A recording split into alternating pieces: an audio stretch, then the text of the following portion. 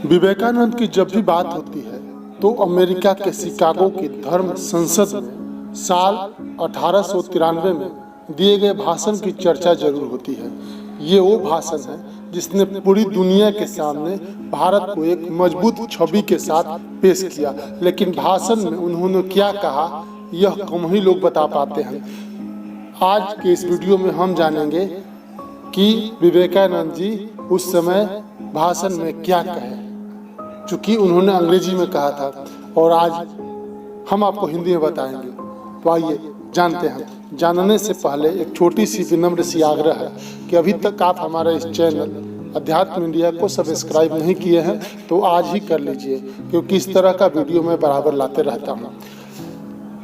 अमेरिकी भाइयों और बहनों, आपने जिस स्नेह के साथ मेरा स्वागत किया है उससे मेरा दिल भर आया है।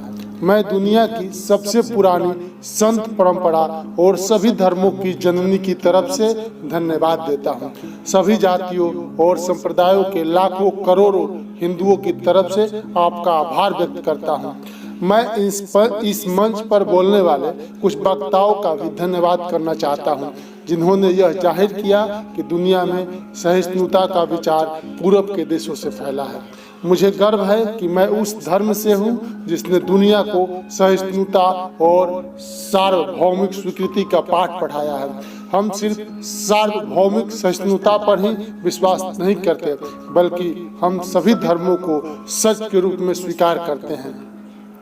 मुझे गर्व है कि मैं उस देश से हूँ जिसने सभी धर्मों और सभी देशों के सताए गए लोगों को अपने यहाँ शरण दी। मुझे गर्व है कि हमने अपने दिल में इजराइल की वो पवित्र यादें संजो रखी है जिनमें उनके धर्म स्थलों को रोमन हमलावरों ने तहस नहस कर दिया था और फिर उन्होंने दक्षिण भारत में शरण ली।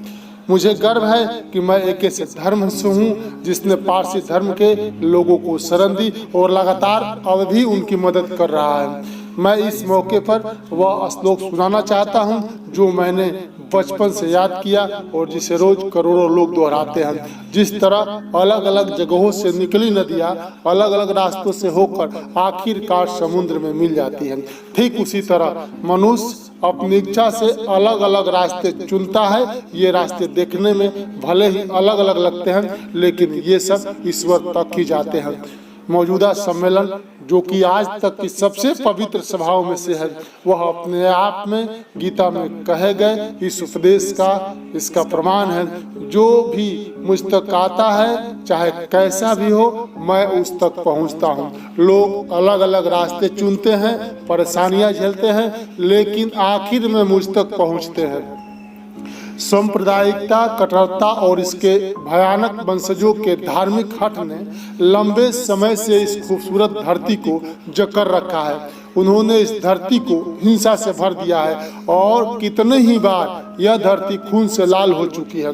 न जाने कितनी सभ्यताएं तबाह हुई और कितने देश मिटा दिए गए। यदि ये खौफनाक राक्षस नहीं होते तो मानव समाज कहीं ज्यादा बेहतर होता जितना कि अभी है, लेकिन उनका वक्त अब पूरा हो चुका है। मुझे उम्मीद है कि इस सम्मेलन का बिगुल सभी तरह की कट्टरता, हठ धार्मिकता और दुखों का विनाश करने वाला होगा, चाहे वह तलवार से हो या फिर कलम से।